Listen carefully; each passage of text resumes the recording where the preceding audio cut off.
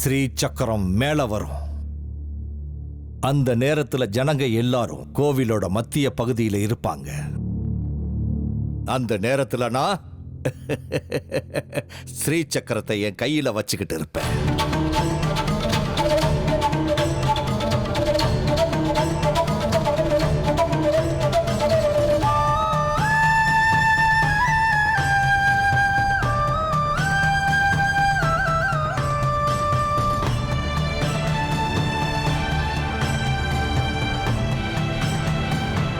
ஜனங்க சீக்கிரம் கர்ப்பகிரகத்துக்கு வந்துட்டாங்கன்னா அப்புறம் மாட்டிப்பீங்க.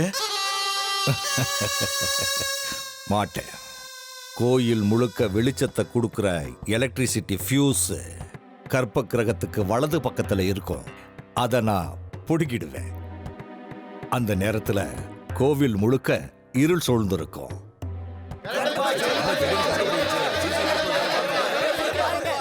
வெளிச்சம் இல்லாம மக்கள் எல்லாரும் அல்லோலப்பட்டுக்கிட்டு இருக்கிற நேரத்துல நான் ஏற்கனவே போன சுரங்கப்பாதை வழியா வந்துருவேன். கையில சக்கரத்தோட. கரண்ட் உடனே வந்துருமா என்ன? அதுக்காக ரிப்பேர் பண்ணிட்டு இருப்பாங்க. சரியா மணி 5:10 போது போன கரண்ட் திரும்பி வரும்.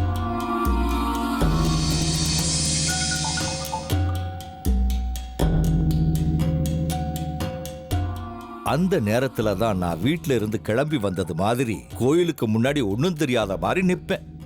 ஒவ்வொரு படிக்கட்டா ஏறிக்கிட்டே போவேன். அப்படி நிதானமா கோயிலோட முக்கிய வாசலுக்கு போறதுக்குள்ள பாலசுப்ரமணியம் கோயில இருந்து ஓடி வருவான். ஸ்ரீசக்கரம் காணாம போயிடுச்சுன்னு சொல்லுவான். தாயே, ஏன் இப்படி அநியாயம் பண்ணியேன்னு கத்தி கூச்சல் போட்டு எல்லாரையும் திட்டி சக்கரத்தை தேடி கண்டுபிடிக்கன்னு உத்தரவு போடுவேன். அப்புறம் எல்லாரும் அப்படியே பிரமிச்சு போய் நிப்பாங்க.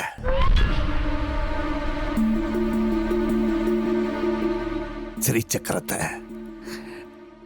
நான் பத்திரமா யாருக்கும் தெரியாம ஒளிச்சு வச்ச இடத்துல சந்தோஷமா இருக்கும். இந்த விருபாக்ஷ சாஸ்திரி கைக்கு வந்து சேர்ந்துரும் அந்த ஸ்ரீ சக்கரம். அதுவும் இந்த உற்சவம் அன்னைக்கு.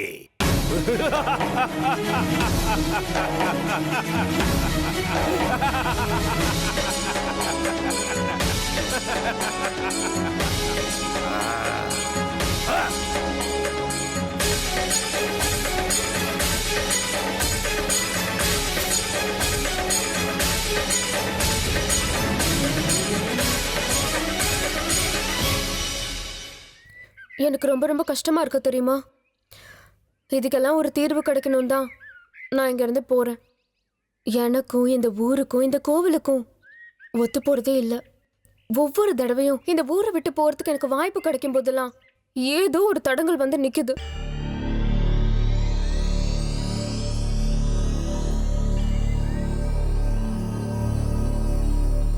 அன்னைக்கு மூட்டை முடிச்செல்லாம் கூட கட்டிட்டோம். ஆனா சாஸ்திரிகள் வந்து தடுத்திட்டாரு. எப்படியாவது ஊரை விட்டு போலான்னு இப்ப முடிவு பண்ணிருக்கேன். அம்மா பிடிவாதமா உட்காந்துருக்காங்க. அம்மாவோட கண்ணீர்ல அடிச்சுட்டு வந்துதான் இப்போ இங்க நிக்கிறேன். நீ இந்த ஊரை விட்டு போக கூடாதான் என் ஆசை. உனக்கு அப்படி தோணலாம். ஏன்னா செருப்பு கடைதா உன்னோட உலகம். தினமும் கோவில்ல பிரசாதம் கிடைச்சாலே உனக்கு போதும். வேற என்ன வேணும் வாழ்க்கைக்கு? அதான் வாழ்க்கை போயிட்டு இருக்குல்ல. தெரியாத ஊர்ல தனியா போய் என்ன பண்ணுவ? இங்கேயாவது அம்மன் துணைக்கு இருக்காங்க. உனக்கு செருப்பு கடை இருக்கு, உனக்கு அதுவே போதும். நான் வேணா ஒரு பூக்கடையை போட்டு உன் பக்கத்துல உட்காந்துருவா. பேசுறான் பாரு. எனக்கு இந்த மாதிரி கோவில் வாசல்ல பெருக்கி கோலம் போட்டுக்கிட்டு அவங்க கொடுக்குற கொஞ்சம் சம்பளத்துல வாழ்றதெல்லாம் எனக்கு பிடிக்காது. இருந்தாலும் எங்களெல்லாம் விட்டுட்டு போறதுக்கு உனக்கு கஷ்டமா இருக்காதா? கஷ்டமா தான் இருக்கும். ஆனா அந்த நிமிஷம் எங்க அப்பா அம்மா பட்ட கஷ்டம்லாம் நினைச்சு பார்ப்பேன். ஒரு நாள் கூட உடம்பு சரியில்லைன்னு அவங்களால வீட்டுல படுக்க முடியாது. தினமும் வேலை வேலை. சாஸ்திரிகளை பார்த்து பயப்படுறது, அர்ச்சகரை பார்த்து பயப்படுறது. என்ன வாழ்க்கை இது? எவ்வளவு நாளைக்கு இப்படி இருக்கணும்? நீ ஒருத்தி பட்டணத்துக்கு போயிட்டா மட்டும் உங்க எல்லா கஷ்டமும் போயிடுமா? அதே அந்த அம்மன் ஒரு முறை மனசு வச்சா போதும், உங்க கஷ்டமெல்லாம் பறந்து போயிடும். இன்னும் கிணத்துக்குள்ள இருக்கிற தவளை மாதிரி கத்திட்டு இருந்தா எப்படி? கோவிலுக்குள்ள அடைஞ்சு கிடக்குற சாமி நம்ம கஷ்டத்தை தீத்துருவாளா? அப்படி தீக்குறவளா இருந்தா 21 வருஷமா காத்திருக்கணும். அப்பாவும் அம்மாவும் இந்த வேலையை தவமா எடுத்து செய்யறாங்க. அவங்களுக்காகவாவது அவ என்று வர வேண்டாமா? சரி, அதை விடு. இத்தனை வருஷம் அம்மா அவளுக்கு செஞ்ச பூஜைக்காவது பலன் கொடுத்திருக்க வேண்டாம்?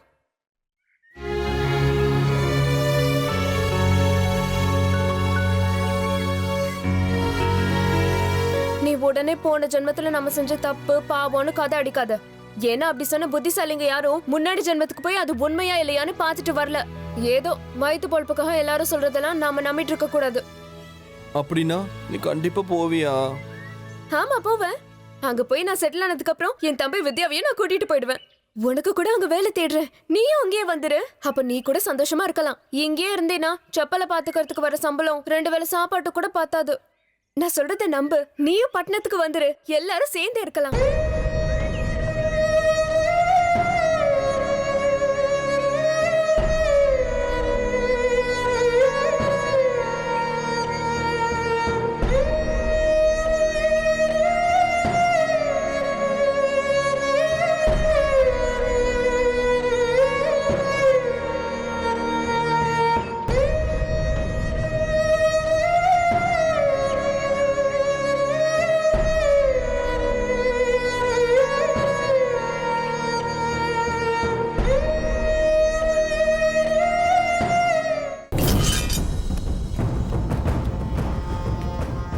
இன்னைக்கு சுந்தரி ஊரை விட்டு போக போறா. உற்சவத்து அன்னைக்கு அந்த ஸ்ரீசக்கரம் என் கைக்கு வந்து சேரத தடுக்கிறதுக்கு யாரும் இங்க இல்ல. திரிபுர சுந்தரி, என்னுடைய லட்சியத்திற்கு துணையா நிக்கிறதுக்காக நான் உனக்கு தலை வணங்குறேன்.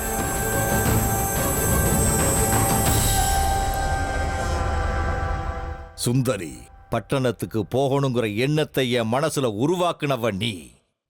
அதை என்னோட வாயால சொல்ல வச்சவளும் நீதான். சுந்தரி ஊரை விட்டு போறதுக்கு நீதான் காரணம்.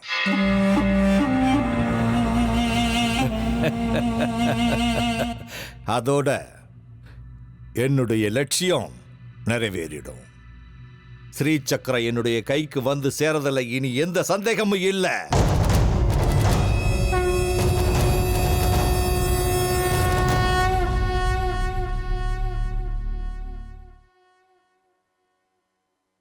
ஸ்ரீசக்கரம்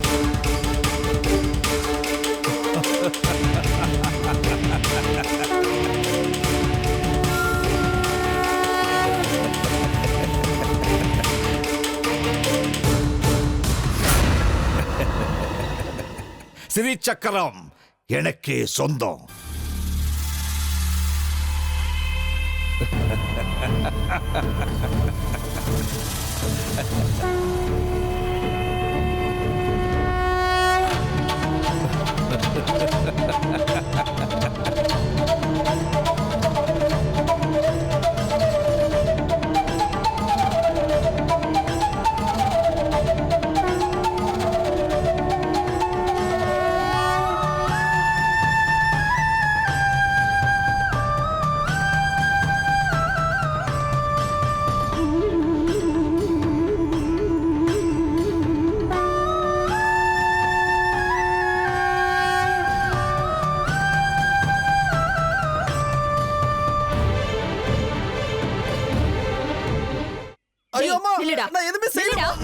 எதுவும் செய்யலையா? எதுவும் செய்யலன்னு பொய்யா சொல்ற? நில்லுடா. நில்லுங்கறல. நில்லு. செய்யறதெல்லாம் செஞ்சுட்டு பொய்யா சொல்ற? என்கிட்ட பொய் சொல்றியா நீ? பொய் சொல்லு. பொய் சொன்னா உத வாங்குவ. பொய் சொல்லலமா சத்தியமா தப்பு பண்ணலமா. ஏன் இப்படி பண்ண? உன்கிட்ட நான் என்ன சொன்னேன்? சுந்தரி கூட பேசக்கூடாதுன்னு சொன்னேன்ல, ஏன் பேசுன? கோவில் பக்கத்துல நின்னுக்கிட்டு நீ சுந்தரி கிட்ட பேசுனியா இல்லையா? நீ எங்க போய் என்ன செஞ்சாலும் என்கிட்ட வந்து சொல்றதுக்கு ஆள் இருக்காங்க. அந்த சச்சி ஐயா வந்து கிளிப்பிள்ளைக்கு சொல்ற மாதிரி சொல்லிட்டு போல. சுந்தரி அந்த அம்மனை வாய்க்கு வந்தபடியெல்லாம் திட்டுறா. அது சாஸ்திரிகளுக்கு சுத்தமா பிடிக்கல. நீ இப்படி சுந்தரி கிட்ட பேசிட்டு இருந்தா உன் வேலை போயிடுன்னு அவர் சொல்லல. இது எல்லாம் தெரிஞ்சும் நீ அவகிட்ட போய் பேசுவியா? அம்மா, நான் சொல்றது கேளுமா. நான் எதுவும் கேட்க மாட்டேன். நீ இன்னொரு தடவை சுந்தரி கிட்ட பேசுனேன்னு தெரிஞ்சது நான் என்ன பண்ணுவேன்னு எனக்கே தெரியாது. அம்மா, உனக்கு தெரியாதுமா, சுந்தரி அம்மன் கிட்டே பேசிட்டு இருக்காமா. டேய், என்னடா இஷ்டத்துக்கு வளர்ற? சுந்தரிக்கு அந்த அம்மனை கண்டாலே ஆகாது. அம்மனோட பேச்ச எடுத்தாலே திட்டிட்டு இருப்பா. அம்மா, நான் ஒன்னும் பொய் சொல்லலமா. சுந்தரி அம்மன் கிட்ட பேசிட்டு இருக்காமா. பங்காரி, நீ என்னடா பேசிட்டு இருக்க? அம்மா, விளக்கு செய்யற ஸ்ரீமதி அம்மா கிட்ட சுந்தரி அடிக்கடி பேசுறேன்னு சொல்லுவாமா. ஆனா ஸ்ரீமதி அம்மா நம்ம கண்ணுக்கு தெரிய மாட்டாங்க. நீதாமா சொன்ன சாமி மத்தவங்க கண்ணுக்கு தெரிய மாட்டாங்கன்னு. நிஜம்தான்டா. அவங்க அம்மன். அவங்களுக்கு யார பிடிச்சிருக்கோ அவங்க கண்ணுக்கு மட்டும்தான் தெரிவாங்க. ஆமாமா, சுந்தரி கிட்ட அம்மன் பேசுறத நானே பாத்திருக்கேம்மா. இருந்தாலும் இருக்கலாம்டா. 21 வருஷத்துக்கு முன்னாடி அம்மனோட உற்சவத்தன்னைக்கு பிறந்த பொண்ணு அவ. அவ மேல அம்மனோட விசேஷ அருள் இருக்கிறதுனால இது ஒண்ணும் ஆச்சரியம் கிடையாது. ஆனா அந்த விஷயம் அவளுக்கே தெரியாது. எல்லாம் அந்த அம்மனோட லீலடா. அந்த அம்மன் மனசு வச்சான்னா சுந்தரிக்கு ஞான உதயம் வர்றதுக்கு எவ்வளவு நேரம் ஆகும்? மொத்தத்துல சுந்தரி கொடுத்து வச்சவடா. இப்ப சொல்லு, நான் சுந்தரி கிட்ட பேசுறது தப்பா? தப்பில்ல பங்காரி. சுந்தரி அந்த அம்மனுக்கே வேண்டியவள் ஆனதுக்கு அப்புறம் சுந்தரி நமக்கு வேண்டியவள் ஆயிட்டா. ஆனா எல்லார் முன்னாடியும் நீ அவகிட்ட போய் பேச வேண்டாம். உனக்கு பேசணும்னு தோணுச்சுன்னா நேரா அவ வீட்டுக்கே போ. அங்க போய் நீ அவகிட்ட பேசிட்டு வந்துரு, சரியா?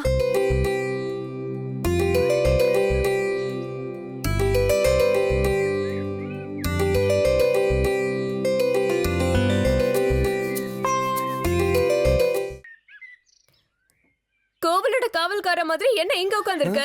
உங்க வீடு கோவில் எல்லாமே எனக்கு ஒண்ணுதான். சில நேரத்துல நீ பேசுறது எனக்கே புரிய மாட்டேங்குது. போ, வீடு வரைக்கும் வந்திருக்க, என்ன விசேஷம்? உங்ககிட்ட பேசிட்டு போலாம் தான் வந்தேன். வீட்டுக்கு வந்து பேசுற அளவுக்கு என்ன முக்கியமான விஷயம்? எங்க அம்மா தான் சொன்னாங்க, சுந்தரி கிட்ட பேசணும்னு ஆசையா இருந்தா அவ வீட்டுக்கு போய் பேசிட்டு வான்னு சொன்னாங்க. அதான். ஓ, சச்சிதானந்தனை பார்த்து பயமா? போட்டு விடு, நாளையில இருந்து நான் எப்படியும் ஊர்ல இருக்க மாட்டேன். நீ அவனை பார்த்து பயப்பட நீ வேண்டாம். ஊரை விட்டு போக கூடாது. போடா. ஹேய், நான் சொல்றது கேளு.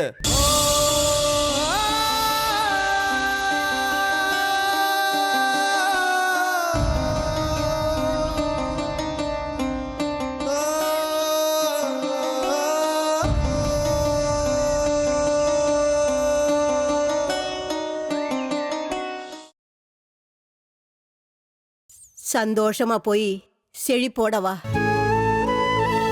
இதை எடுத்து வை.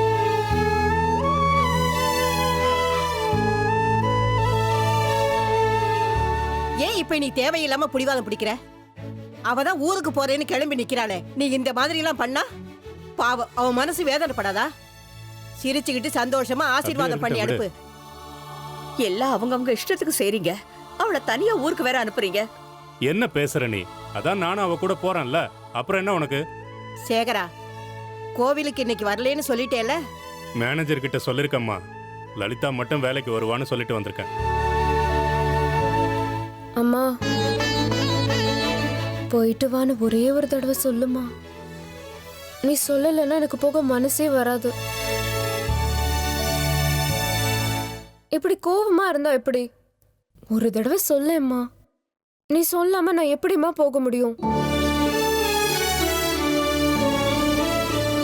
நீ போற உற்சாகத்துல இருக்க.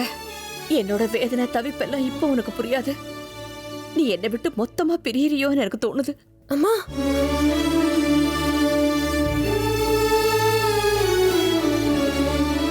சுந்தரி, நீ எந்த ஊருக்கும் போக வேண்டான்னு எவ்வளவோ சொல்லி பார்த்துட்ட. இந்த வீட்டுல யாரும் என் பேச்ச கேட்கல. நீயும் ரொம்ப பிடிவாதமா இருக்க. சுந்தரி, இப்போ ஒண்ணும் குறைஞ்சு போயிடல. ஊருக்கு போகாம இங்கே இருந்துருமா.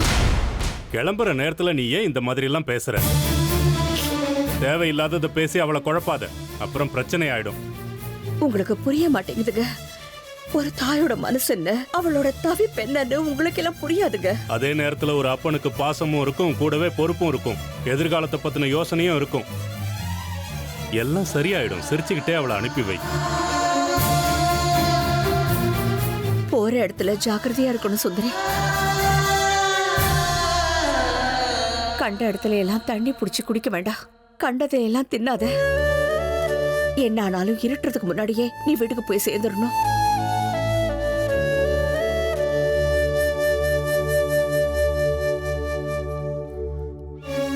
நேரமாச்சு, வாமா சுந்தரி, போடா.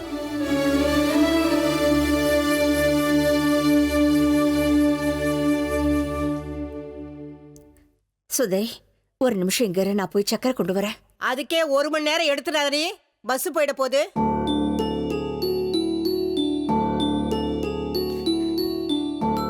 என்ன வந்துட்ட?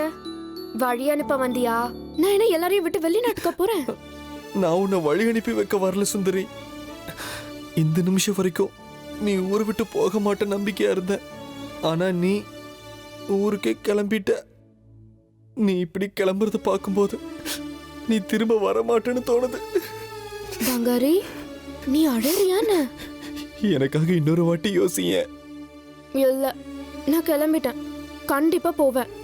வாயத்தொர.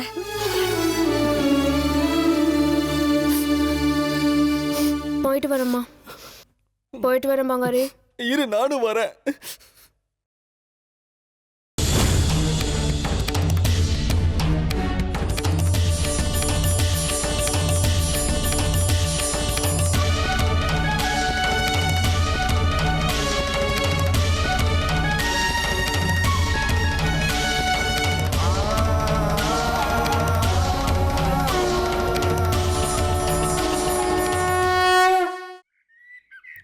வித்யா, பஸ் எத்தனை மணிக்குன்னு போய் பார்த்துட்டு வா. அது வரும்போது வரட்டும், விடுங்கப்பா. அது வரைக்குமாவது சுந்தரி நம்ம கூட இருப்பால. அடப்போடா. அக்காவை ஊருக்கு அனுப்பும் போதுதான் தம்பிக்கு புதுசா பாசம் பொங்கி வழியுதோ. எனக்கு எப்பவும் தான் பாசம் இருக்கு, ஆனா இன்னைக்கு கொஞ்சம் ஜாஸ்தியா இருக்கு. அப்படியே மனசுல ஒரு மாதிரி இறுக்கமா இருக்கு. சும்மா உளராம வாடா, போய் பார்த்துட்டு வரலாம்.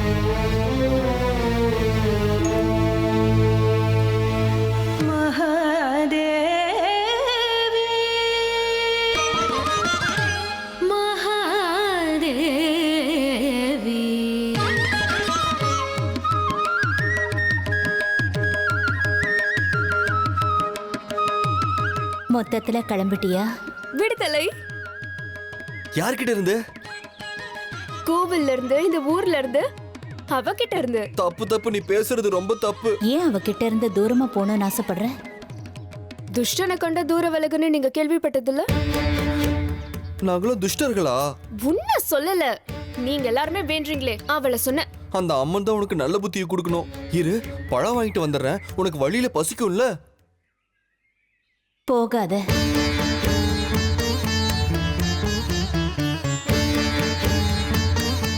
இங்கேயே இரு. நான் இங்க இருந்து என்ன பண்ண போறேன்? இந்த ஊருக்கு உன்னோட தேவை இருக்கு. சரியா கேட்டியா? அப்படின்னு யார் சொன்னது? விருபாட்ச சாஸ்திரிகளா? ஏன்னா அதுக்கு வாய்ப்பே இல்ல. அவர் தான் என்ன கூப்பிட்டு பட்டணத்துல வேலை வாங்கி கொடுத்திருக்காரு. இன்னொரு பக்கம் எங்க அப்பா, அவர் சந்தோஷமா என் கூட வராரு. அது அங்க பாத்தியா? எங்க அம்மாவும் ஒத்துக்கிட்டாங்க. பாட்டியும் சந்தோஷமா போயிட்டு வந்தாங்க. வித்யாவும் போக சொல்லிட்டான். இதுக்கு மேல நான் இங்க இருந்து என்ன பண்ணுவேன்? எனக்காக இருக்கலாமே. உங்களுக்குன்னு உங்க வீடு, உங்க வீட்டுக்காரர், உங்க தலைக்கண பிடிச்ச பொண்ணு, அதான் அன்னைக்கு உங்களை காயப்படுத்தினாலே, அதோட உங்களுக்கு விளக்கு வியாபாரமும் இருக்கு. உங்களுக்குன்னு இத்தனை இருக்கு. பார்த்தாததுக்கு நான் வேறையா உங்களுக்கு? நீங்க தான் கஷ்டப்படுவீங்க. கஷ்டமா இருந்தாலும் பரவாயில்ல, இங்கேயே இரு. உங்களுக்கு எதுக்கு என் மேல இவ்ளோ பாசம்? சில குழந்தைங்க அப்படிதான். காரணமே இல்லாம அவங்கள ரொம்ப பிடிக்கும். அந்த குழந்தை என்னை விட்டு போறேன்னு சொன்னா மனசுக்கு கஷ்டமா இருக்கும். சரி, அப்படின்னா ஒரு வேலை செய்யுங்க. நீங்களும் என் கூட வந்துருங்க. என்னாச்சு? உங்க வீட்டுக்காரர் ஒத்துக்க மாட்டாரா? என் வீட்டுக்காரரு எப்பவும் என் விருப்பத்துக்கு மாறா நடந்துக்க மாட்டாரு. அப்ப என் கூட வந்துருங்க. இங்க 65 நாளுக்கு அப்புறம் உற்சவம் இருக்கு. வியாபாரம் சூடு பிடிக்கும்னு சொல்லுங்க, நல்லா சம்பாதிக்கலாம். எனக்கு இந்த பணத்து மேல எல்லாம் ஆசை இல்ல. அப்படின்னா வாங்க. நீ இங்க இல்லன்னா அப்புறம் உற்சவம் நடக்கிறது கஷ்டம். அந்த காலத்துல பாட்டிங்கெல்லாம் சொல்லுவாங்க, தான் வீட்டு சேவல் கூவினதான் உங்களுக்கு விடியுமா. அந்த மாதிரி இருக்கு நீங்க பேசுறது. யார் இருக்காங்களோ இல்லையோ, உற்சவம் நல்லா நடக்கும். ஆனா எந்த உற்சவத்துக்கு நீ இருந்தே தீரணும். என்ன ஆனாலும் நான் இருக்க மாட்டேன். உற்சவத்துல உனக்குன்னு சில பொறுப்புகள் இருக்கு. என்ன, கோவில காவல் காக்கணுமா? நீதான் காவலா இருக்கணும். நான் இருக்க மாட்டேன். நான் கிளம்பிட்டேன், என்ன தடுக்காதீங்க. ஐயோ ஐயோ ஐயோ, கொஞ்சம் கூட பொறுப்பு இல்லையாடா உனக்கு? எப்பவும் ஏதாவது ஏடா கூடமா பண்ணிக்கிட்டே இருப்பியா? என்னப்பா, என்ன ஆச்சு? இங்க பாருமா, விருபாட்ச சாஸ்திரிகள் கொடுத்த லெட்டர்மா. பஸ்ஸை பத்தி விசாரிச்சுட்டு வரேன்னு போனான். கை தவறி இதை சேத்துல போட்டிருக்கான். சேறு போகணும்னு தண்ணியில கழுவி இருக்கான். எழுத்தெல்லாம் அழிஞ்சு போச்சு. இந்த லெட்டர் பட்டாபிராமன் கிட்ட கொடுத்தா எப்படா வேலை கொடுப்பாரு? மூளை இல்ல உனக்கு? தூ.